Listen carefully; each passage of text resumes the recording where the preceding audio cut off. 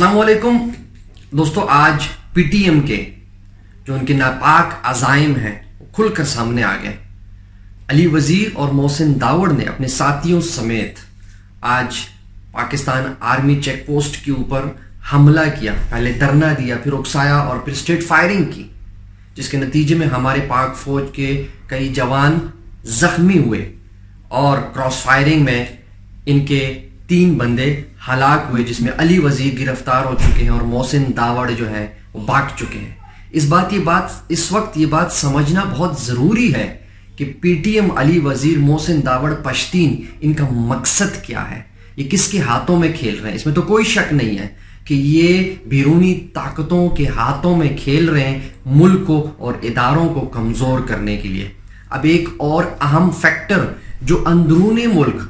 جو ان کو سپورٹ کر رہا ہے، ان کے ہاتھ مضبوط کر رہا ہے، وہ ہمارے کچھ نام نہاد صحافی حضرات اور پیپلز پارٹی نے تو آج کھل کر اس بات کی حمایت کر دی کہ وہ پی ٹی ایم کے ساتھ کھڑے ہیں، اور سم ہاؤ انہوں نے الزام آرمی کے اوپر لگایا انسٹیڈ آف علی وزیر، محسن داوڑ۔ اس کے ساتھ ساتھ ملالہ کے باپ جیسے بے ضمیر لوگ جب ان لوگوں کو سپورٹ کرتے ہیں تو کھل کر اس بات کا اندازہ لگایا جا سکتا ہے کہ یہ ملک کے اور ہمارے اداروں کے دشمن ہیں۔ یہ نہیں چاہتے کہ پاکستان ترقی کرے، پھلے پھولے۔ کل تک اس ملک میں دہشت گردی تھی تو یہ لوگ جو لوگ دہشت گردی کر رہے تھے، یہ اس کے خلاف کیوں کھڑے نہیں ہوئے؟ آج جب ملک میں امن آ رہا ہے تو ان کو یہ وہ امن راس نہیں آ رہا، نہ ہی بیرونی طاقتوں کو وہ راس آ رہا ہے، جس کی وجہ سے یہ اس قسم کی مزاحمت کر رہے ہیں، اس قسم کے الزامات لگاتے ہیں اور اس قسم کے